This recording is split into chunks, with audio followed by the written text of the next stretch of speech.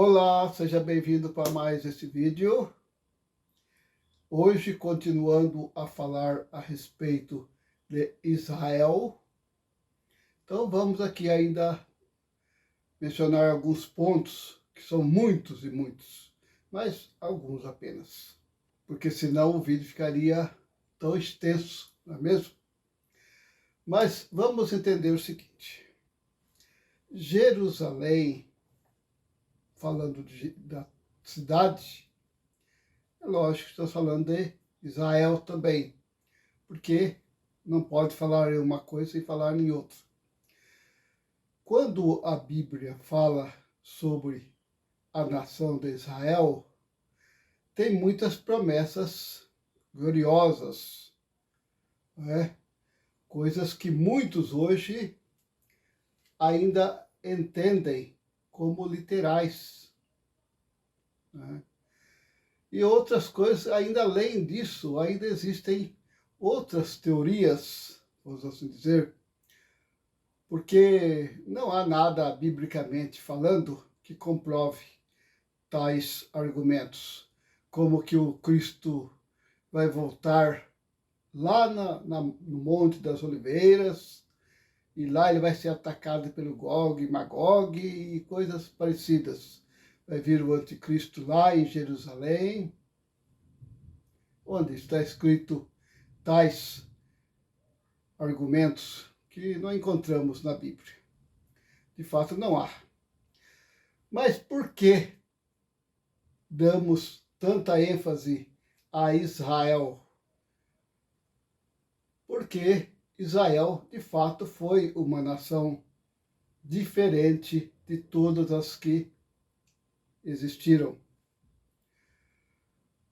Mas vamos entender aqui algo para elucidar mais o papel de Israel nos planos ou propósitos de Deus. Suponhamos que você queira fazer um filme.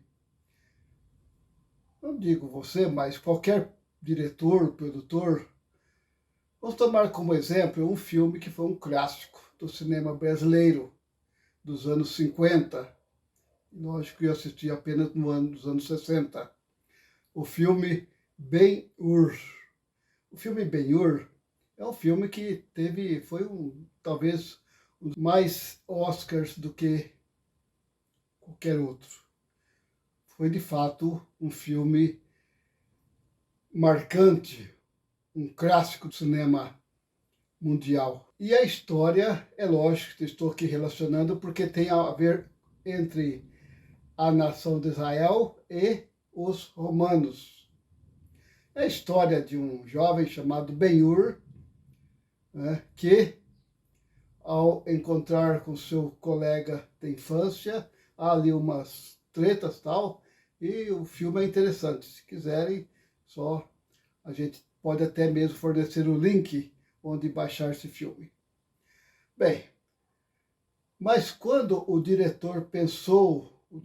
produtor, pensou em fazer esse filme, que foi na época um dos campeões de bilheteria, lógico, ele começou de uma ideia, certo? Vou fazer um filme assim, assim, assim, assim, e o filme é grande, dura 3 horas e meia. Lógico, se for assistir na televisão, como passou alguns anos atrás, algumas décadas até, ele teve que ser dividido em partes, porque realmente a história ela é cheia de conteúdo. Bem, mas por que estou falando isso?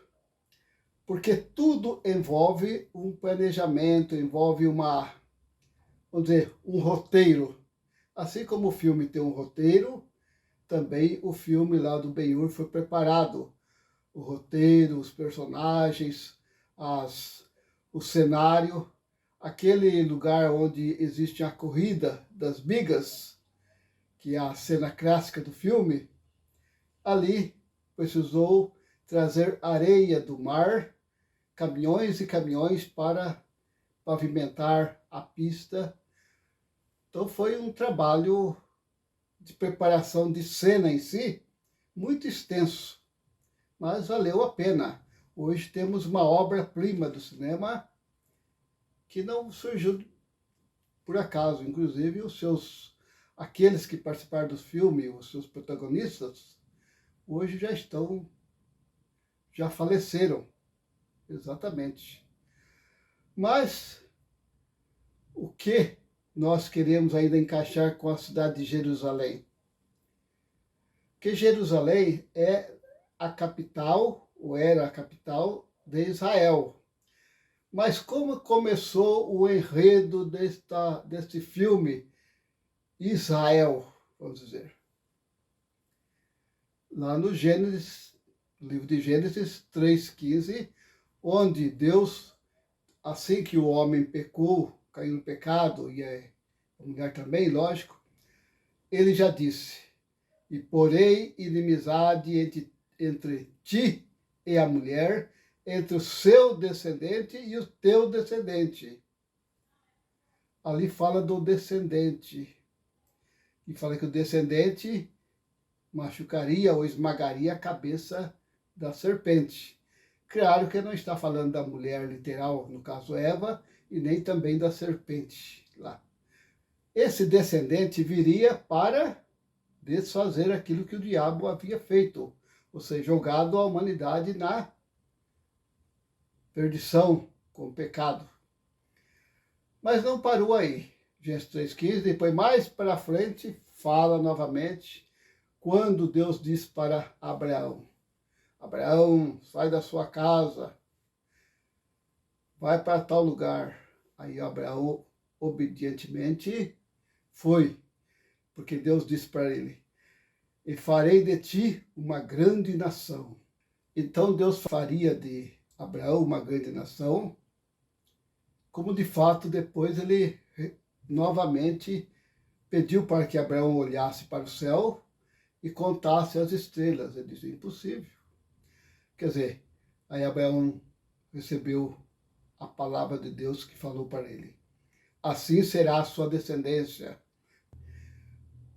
Sabemos disso porque Deus disse, através do próprio Jacó, quando ele estava no leito da morte, ele profetizou, o próprio Jacó profetizou, o Israel profetizou. Ele fala ali dos seus 12 filhos, né, as 12 tribos de Israel, desde Rúben até Benjamim, José, os mais novos e assim por diante. Bom, esses, no caso de Judá, ele diz: e o cetro não se afastará de ti, até que venha Siló, caso o próprio Jesus. O que ele quis dizer com isso? Que o cetro, quer dizer, a linhagem real, coisa que ninguém sabia, né, até então. E só foram descobrir depois de até depois que Cristo veio na Terra. Mas isso que tem isso a ver com o que estamos falando? É que aí é que está se desenrolando, ou, vamos dizer, está processando o filme que Deus estaria, né, protagonizando a respeito da vinda do Messias. Porque falou do descendente lá no Jardim do Éden, e agora depois falou para Abraão, passou por Jacó, e mais tarde as profecias bíblicas já deram uma ênfase, onde ele nasceria, que seria de Belém e assim por diante, vários detalhes, inclusive.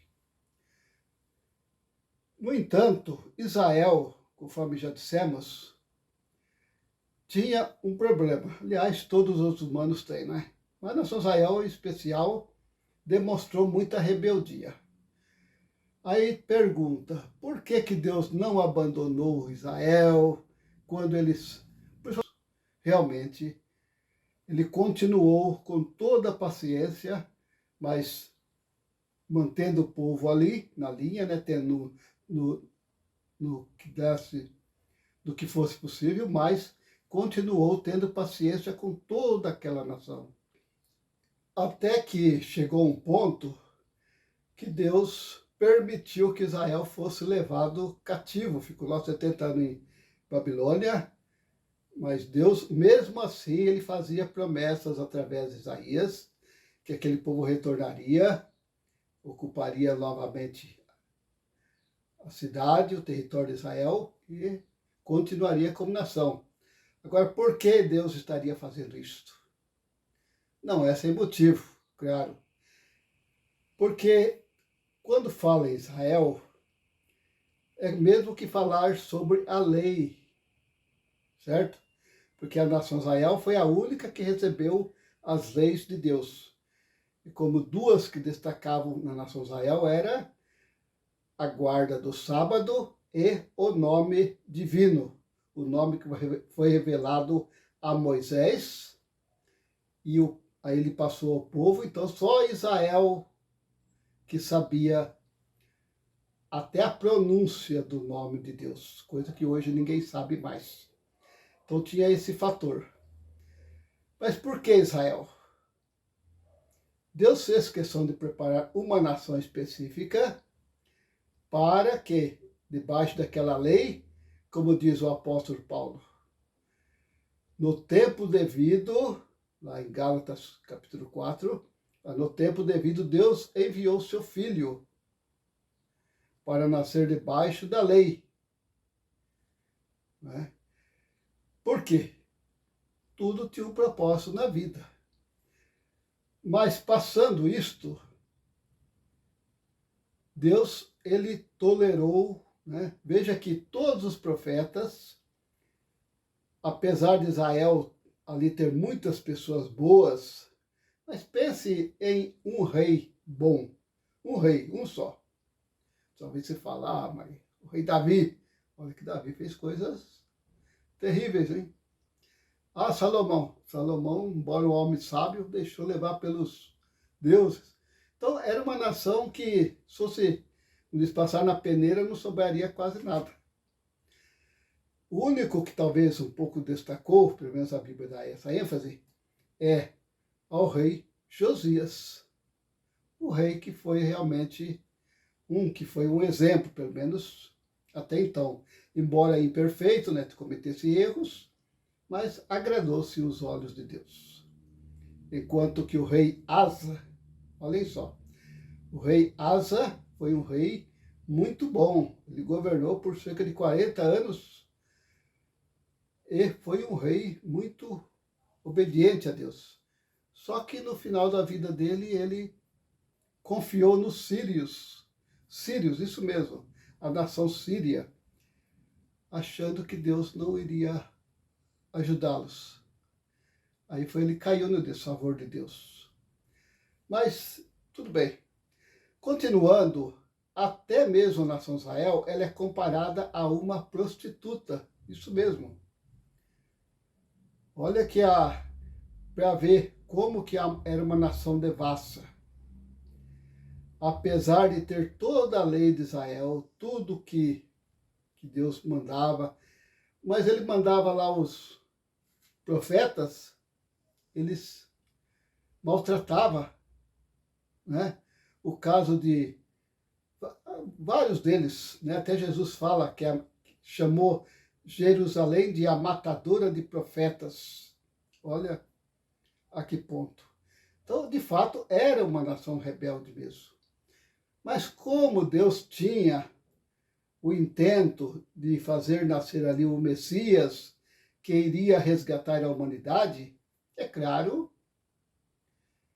Deus tinha que, né, como diz, segurar a barra até onde desce. Né? E Deus ele usa o bom senso, mas dá também o livre-arbítrio para as pessoas. Então a nação Israel foi uma nação muito privilegiada, embora não reconhecesse. E o que mais que Israel fez de ruim? O próprio Jesus, que veio como o Messias, fez milagres à vista dos fariseus, por exemplo, e eles simplesmente ignoravam. Não é? Olha que nação. Aí Deus falou, conforme a profecia que eu já citei de Daniel, que realmente a cidade ficaria devastada, seria uma assolação. Mas Jesus ainda completou. Sabe o que ele disse? Em Mateus 21, 24, Jesus disse que Jerusalém seria pisada pelos gentios, né, ou por outras nações, até que terminasse o tempo deles. Ela seria pisada. O que quer dizer pisada? Seria dominada, né? É o sentido que dá para entender. Que ela não seria mais aquela Jerusalém que vencia as batalhas, né, contra outros adversários mais fortes, que então Deus tinha lá os meios que ele milagrosamente salvava o seu povo em toda ocasião.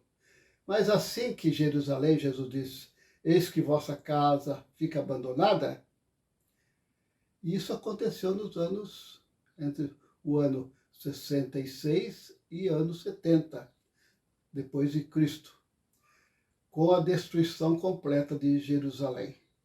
Então ali começou a ser pisada, né? Aí fala até completar o tempo das nações, ou o tempo dos gentios. O que quer dizer isso? Que depois de tal tempo, a Jerusalém ou Israel seria erguido novamente? Não, Jesus não está falando nada disso. Falou que apenas ia até, ou seja, até o fim. É o que o livro de Daniel fala, que haveria guerra até o fim. Então, o fim do atual sistema, ou deste mundo, né? Quando terminar, lógico, Jerusalém terá também o seu fim. Porque Jerusalém não... Será que Jerusalém merece algum favor da parte de Deus? Nós vemos que não, porque mesmo lá em Israel, que tinha as leis, os sacerdotes, os profetas, Jerusalém ainda, ou a nação Israel ainda os perseguia. Imagina se hoje surgisse um profeta. E outro detalhe ainda nesse ponto. Se Jerusalém, ou a nação Israel, fosse a nação de Deus, sabe o que haveria? Profetas. Isto mesmo. Porque enquanto a nação de Israel existiu, sempre existiu profeta. Existiram profetas desde o tempo quando surgiu o primeiro rei, né? O rei Saul, já veio ali logo Samuel, até o final, quando, depois que voltaram de Jerusalém, com a vinda do Malaquias. Mas aí ele profetizou que viria um outro, que seria que abriria o caminho, no caso João Batista, a qual ele chama de o Elias. Assim que Jesus morreu, o que aconteceu? Simplesmente Jerusalém saiu daquilo que ele havia já usado com essa finalidade, ou seja, para trazer o Messias. Porque vamos imaginar que Deus quisesse mandar o Messias à Terra em qualquer ocasião. Naquele tempo, na China, por exemplo. Jesus nasceu na China. E aí? Quem ia saber alguma coisa sobre a lei de Deus, sobre a criação, né? Tinha que ser um povo, principalmente, que acreditasse em Deus e nas suas escrituras, né? No seu Espírito Santo e assim por diante. Coisa que nenhuma nação estava pronta para isso. Certo? Então, a que conclusão nós chegamos?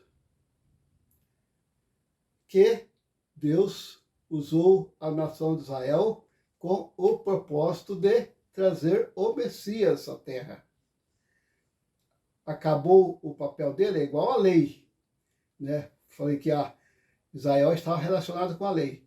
Assim como o próprio apóstolo Paulo diz que a lei foi como um tutor, né, para conduzir-vos a Cristo, a mesma coisa. Então, quer dizer, acabou a lei, né? A lei hoje serve para quem?